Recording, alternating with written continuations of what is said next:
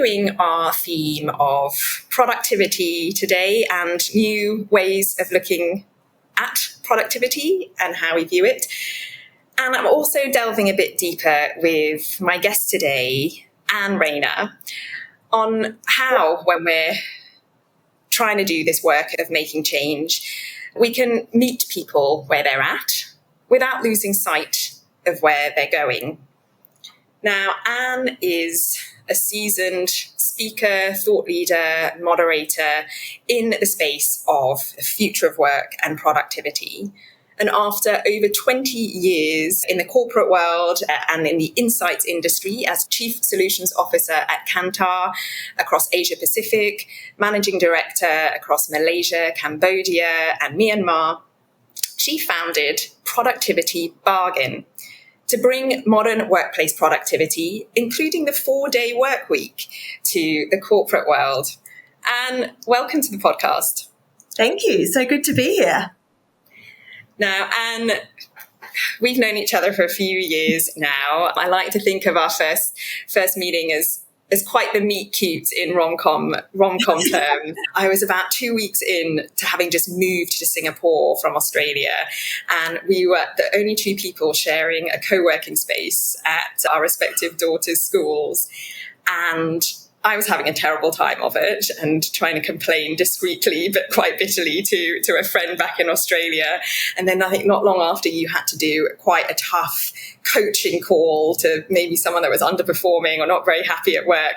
And we were both sort of headphones on and pretending not to be aware of anything around us until the end of the school day. And we left the space to go and pick up our kids. And you just gave me such a warm smile. And you said, "You seem new here and you seem like you need a friend. I know plenty of great women. Shall I just get them together and we can maybe arrange drinks or something?" And the rest, as they say, is history. Yeah. And now you're joining us from Australia. You're a founder. You're an entrepreneur. You were still in the corporate space when we first met. And I know we shared so much in terms of our shared passion for inclusion and for change and supporting going against the status quo. Mm-hmm. So I would love you to start with sharing with us what Productivity Bargain is and what it means to you and what it's set up to do. But I also would love to hear, what was stirring in you at that time when we were both in that corporate space that led to the birth of Productivity Bargain. Yeah, I'd love to. So to answer your first question, Productivity Bargain offers a change program to forward-thinking leaders who want to design work better. So to create space and time in the work week to allow time to breathe and to do work better. And as you said, that can be a shorter work week, but it can also be time to focus or time to innovate or time to do team building and fun. And so whatever it is, it's how do you create that space and time in the work week? And it was actually born of my corporate experience because, as you said, I was a senior executive in an APAC-wide role and prior to that in a global role. And across all the different hats I wore, I kept seeing people always work so hard. Like they try, like there is good intent and best efforts everywhere. But what was happening is people were running faster and faster and working harder and harder, and yet still the business was not consistently hitting targets and delivering the performance that it was supposed to. And so I kept asking myself, like, what? All this effort is not delivering the right outcomes. What's going wrong? And so I started reading and educating myself about like better ways of working, what is out there. So I love books like Free Time by Jenny Blake and A World Without Email by Cal Newport, and then the literature and the experiments around a shorter work week. And all of that kind of coalesced in my mind as, okay, there are some really clear things that you can do to change how things work, but it has to be a holistic change. It can't be just one person trying to get control of their work schedule because we're all facing the same challenges and frustrations, and it's got to be a collective choice to shift the culture, not just fix the individual. I love that articulation of that moment where everyone seems to be, at capacity. Everyone's exhausted. We're working really hard. And yet still you have this word from on high going, numbers aren't still quite hitting the marks, the target's not hitting. Yes, it could be the market, it could be this, but guys, we have to keep pushing. We have to just keep pushing. And you get to this stage where you kind of have to ask yourself, what does that mean? Because I have got nothing left in the tank. So I love this, that you've taken the time to just take that step back and can now have this real clarity of vision of both the fact that acknowledgement that there needs to be a change, and actually through your research that there could be ways around this, and things like the 4-day work week could be one of them. Now, as we alluded to in this theme that I was really keen to explore with you about, meeting people where they're at without losing sight of that vision, which feels really clear, whether it's through guests on this podcast or certainly through the work that I've done. Many of us can have this vision for change that can sometimes feel a bit too big for the room they're in. Because a lot of the time, the people that, again, also well-meaning on saying, look, we've got to push because the numbers aren't adding up, the idea of reducing the time that we're putting into work can seem like counterintuitive. Yeah. So how do you introduce this idea, the bold idea, like the 4-day work week, to a team leader that might not be quite ready to hear that? So I'll tell you the story first about how I did it, which was the wrong way. Okay. I'll tell you what I've learnt. So I actually proposed a shorter work week when I was leading our Malaysia business. And the critical moment for me was, how do we attract and retain international quality talent that our clients are looking for when we were paying Malaysia level salaries, and yet Singapore was down the road offering 3 times that. And so retention and attraction of great talent was our biggest issue. So I went into my 3-year strat plan conversation, and as like the last line on my 3-year plan was, I'd like to pilot a shorter work week to solve this challenge around talent attraction and retention. And it totally blew up the conversation. I was told I should not have raised that in the 3-year strat plan, that I was not commercial enough. And that label then stuck with me, even though I had turned businesses around and was delivering results. But that label of not commercial kind of stuck. And so anyway, that lit a fire for me, obviously. Many years later, after I founded Productivity Bargain, I actually went back to the CFO who had been in the room at that moment and talked to him about what I was doing and why I was doing it. And he now is a supporter of the idea that we should be looking at different ways to work and how do we raise productivity and what is the future of work that our kids are going to want to work in, not what our grandparents established, kind of thing. And so I asked him, I had a good idea at that time, but it was shot down in flames. What should I have done differently to have had a different outcome? And he gave me 3 things. He said, first of all, pick your timing and the context. Obviously, don't put it in a 3-year strat plan. That's not the right context. So pick your timing and your context. The second thing he said was bring HR into a conversation early. And I think that was a really good piece of advice. And I wouldn't necessarily say it has to be HR, but I think what he was saying and what I've learned is identify the forward-thinking leader who can be your cheerleader and your sponsor for this idea, and plan how you are going to seed the idea before you just put it front and center of a strategy. Yeah. And then I think the third piece of advice he gave me was a really good one as well. He said, it would have been better to wrap it up in a number of different initiatives or suggestions that would demonstrate my commercial awareness of the challenges and that this is one of many solutions. So it's not sort of pushing in one agenda, but it's in the context of the commercial goals of the business. I think that's probably wise advice as well.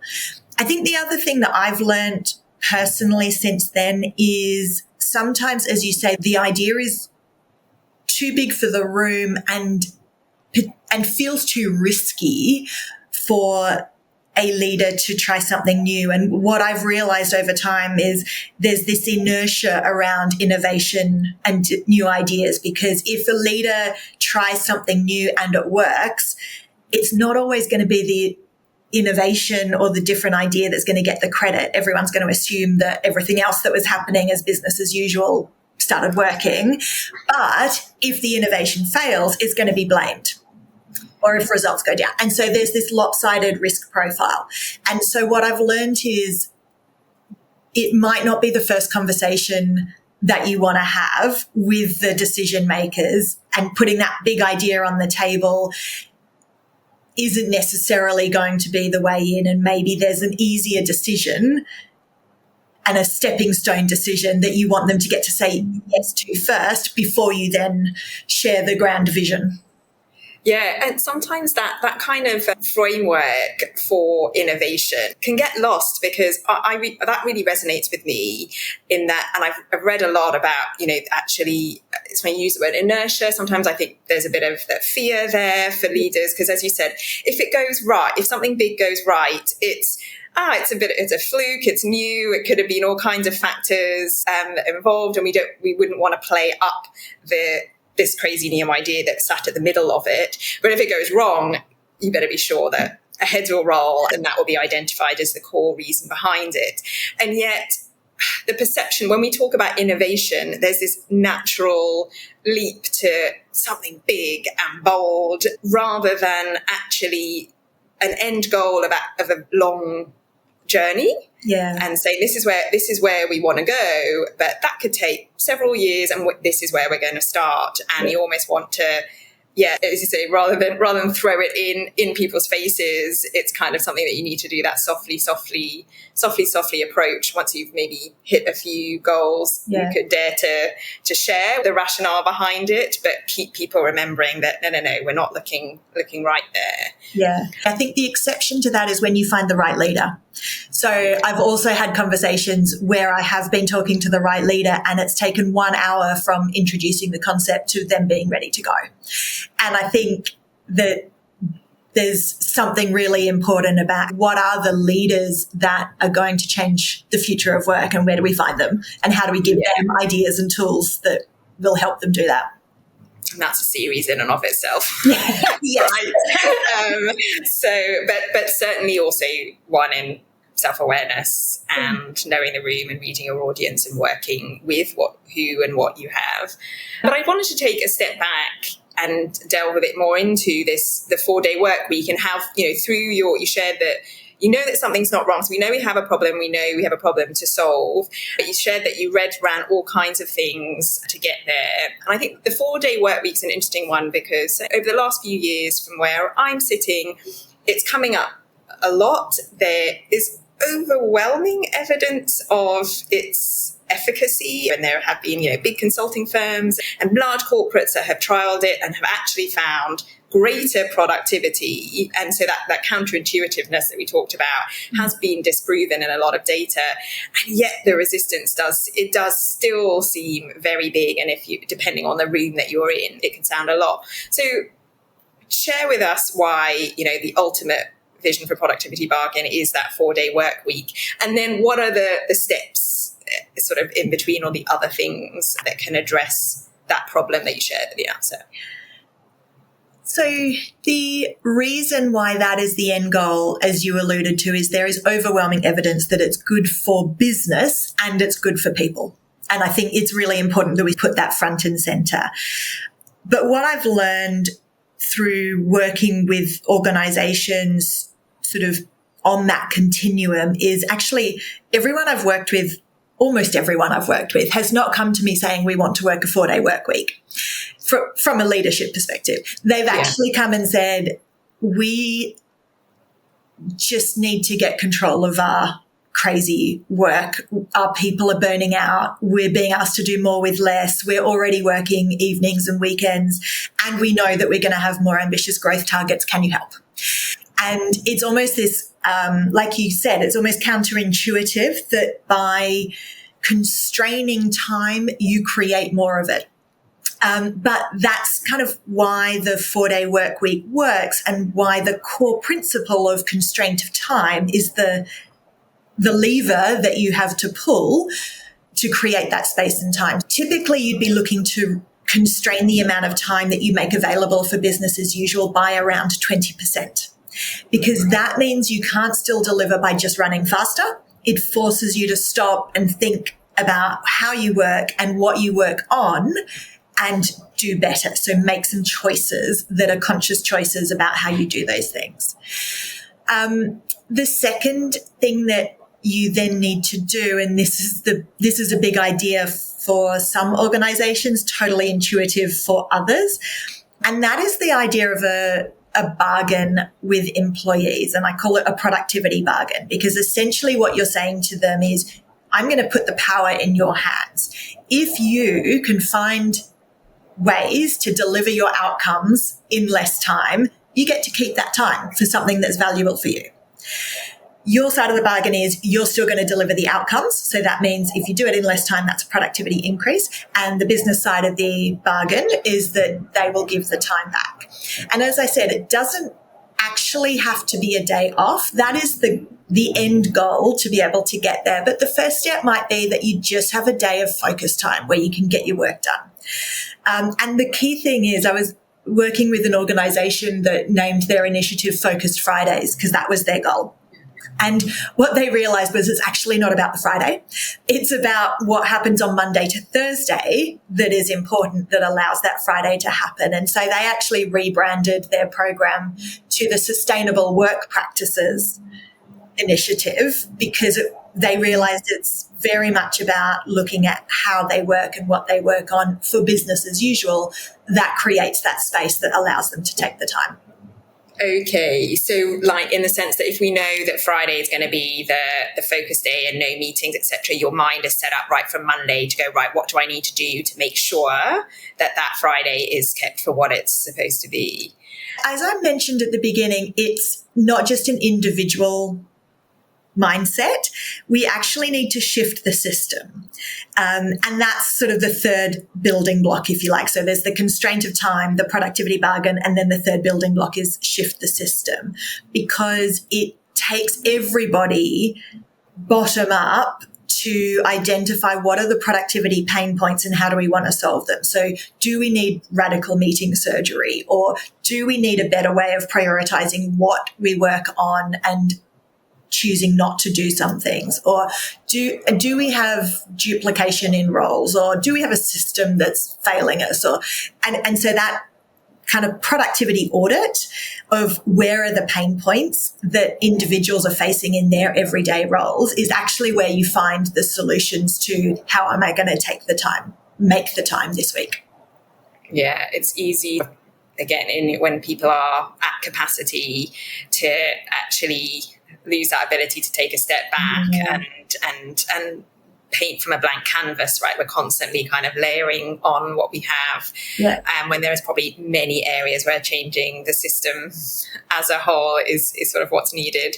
And remembering that the workplace, the corporate workplace we see today, it's not actually that different from its inception, 17 odd years ago. Yep. I really like this productivity bargain now, because also I think I had sort of seen it, because I know that the 4-day work week is your end goal, just the idea that actually this bargain can come in at any level. It can be very personal to an organization, a team, and what they need. Yeah. For me, a sort of call to keep reconsidering the employer-employee relationship, because together with the system, we're kind of following these, generational shifts, societal shifts. We've got technology coming in, and at any given time, people will say, "Oh, it's an employer-friendly market right now. It's an employees' market right now," but actually, kind of bringing in a bit of that sense of bargain, and look, we're all actually still going to that same goal, where maybe back in the day it was much more of a master-servant relationship. It's sort of this acknowledgement that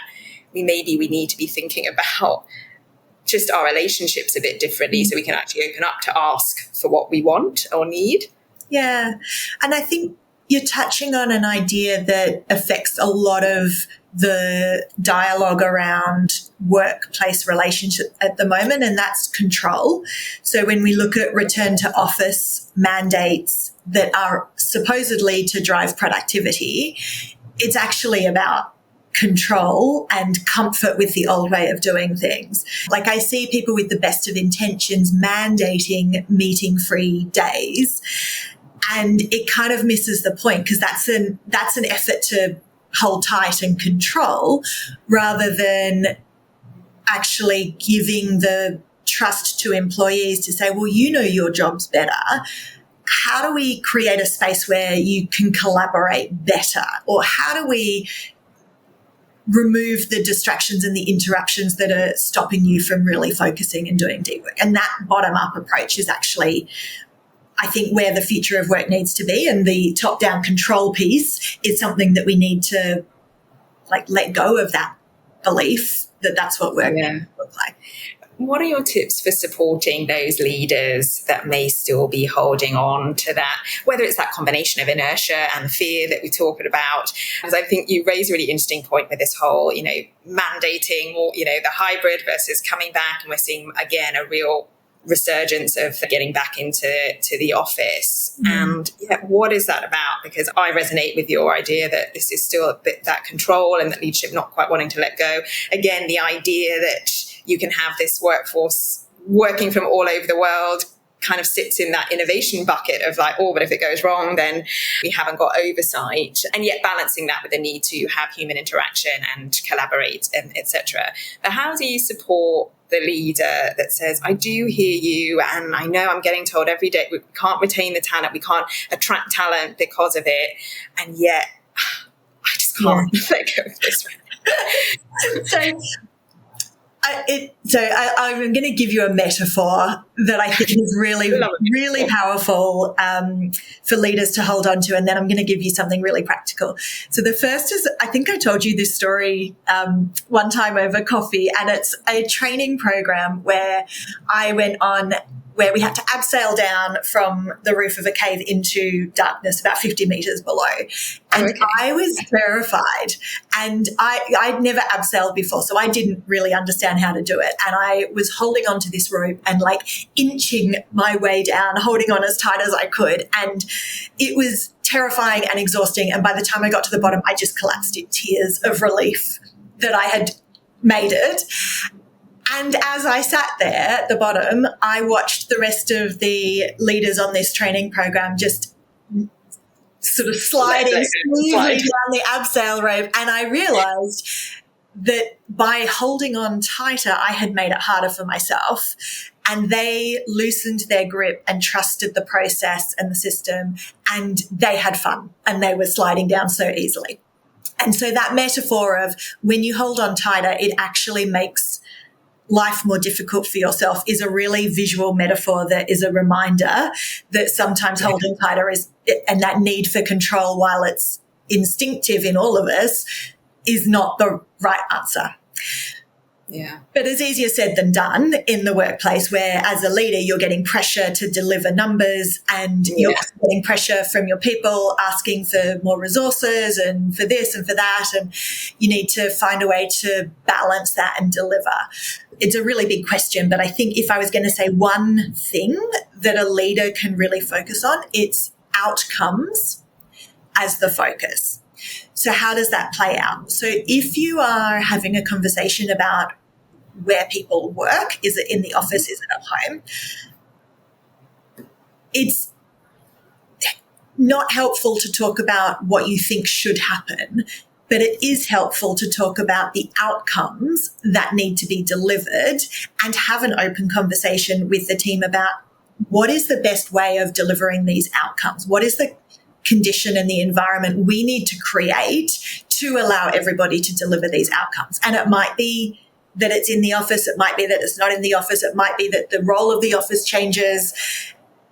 And we should be open and flexible about what that looks like to deliver the outcomes that we need.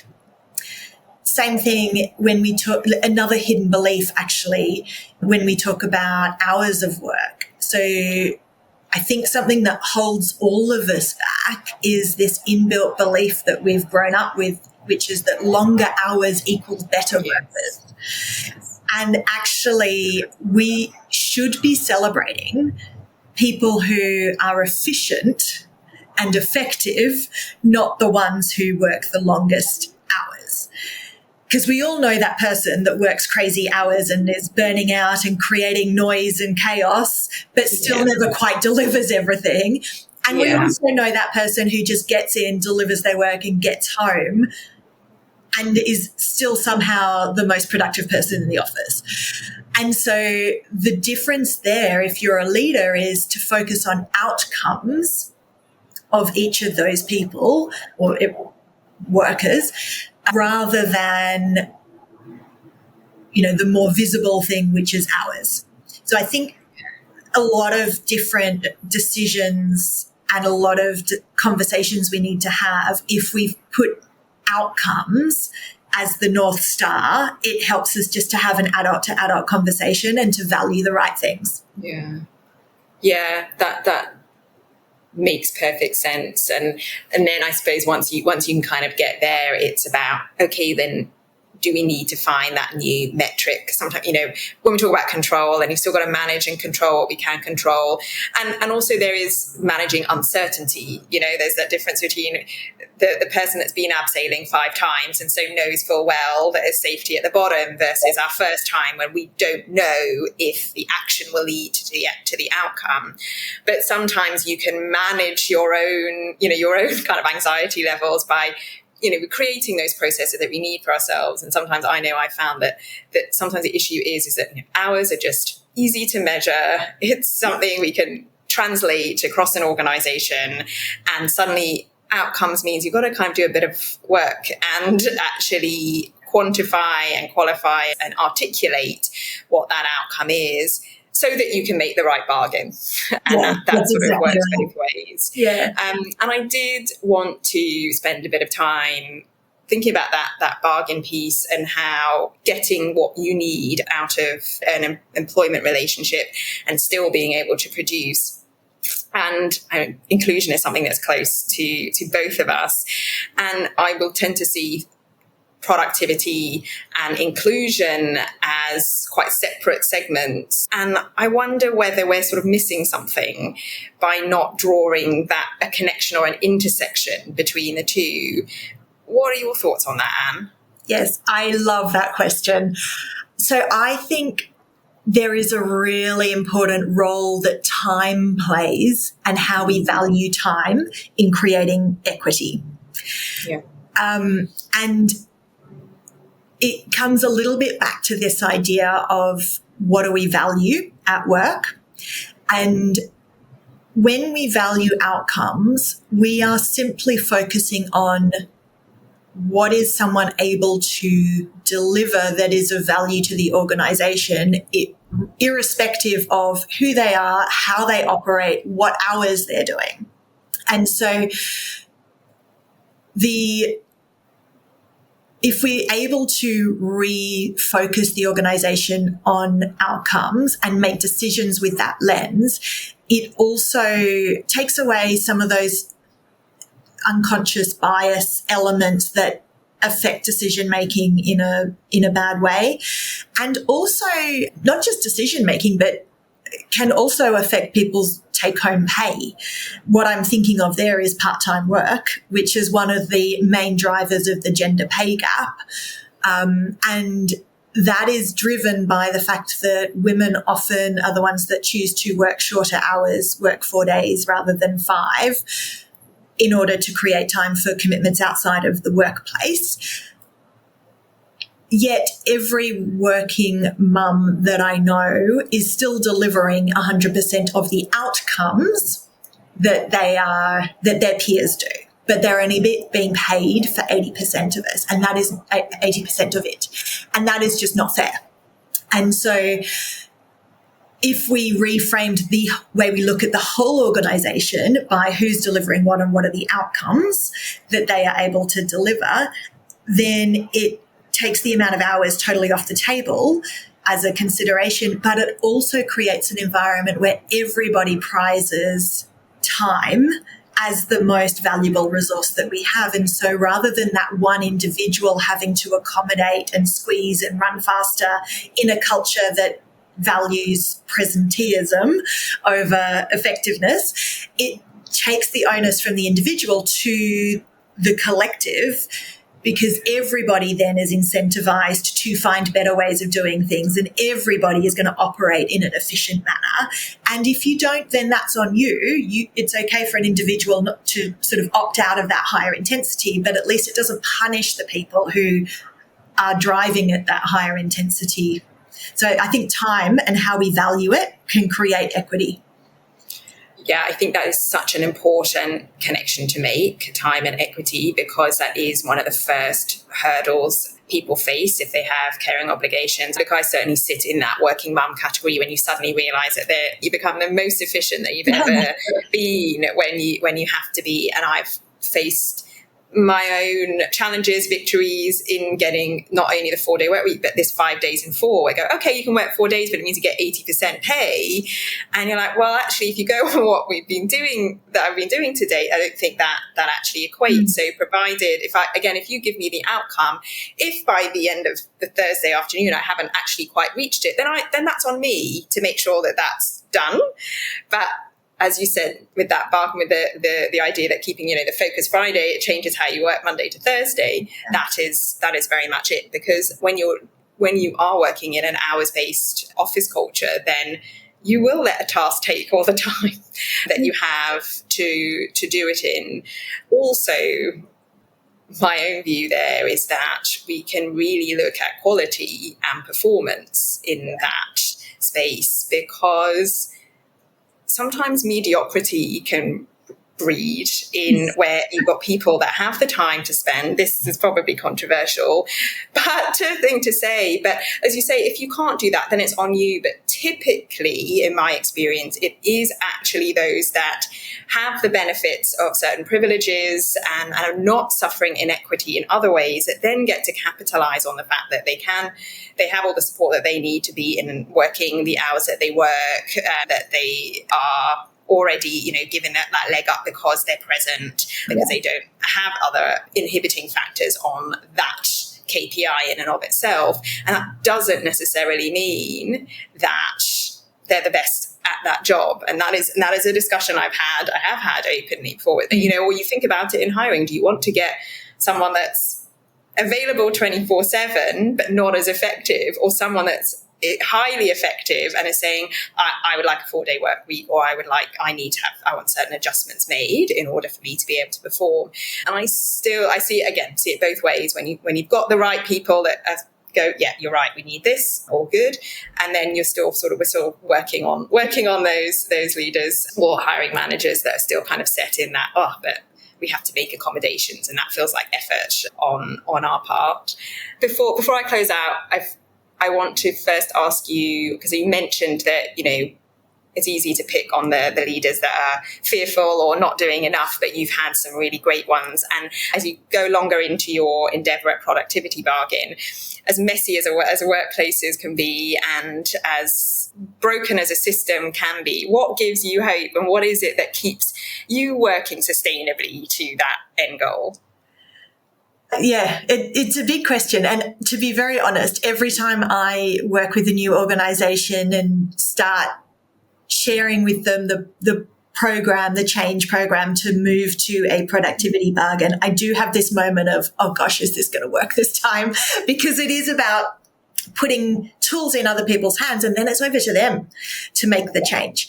But I think what gives me hope is that when people have a process to follow and the knowledge about how they can do better, then they do better. And a big part of that is the employee consultation at the heart of it. And I think that's probably the biggest unlock, is when we ask people, what is getting in your way of doing your job? Like, all of us can give a list of 20 things that are getting in the way, that as a leader, you actually just don't even know that those things are problems. And you certainly don't have the ability to solve all of those problems. But when you empower the people through a productivity bargain to say, okay, you tell me what is getting in the way of delivering these outcomes, and I'll just support you in making those changes, then it almost lifts a load of pressure from the leader's shoulders to have all the answers.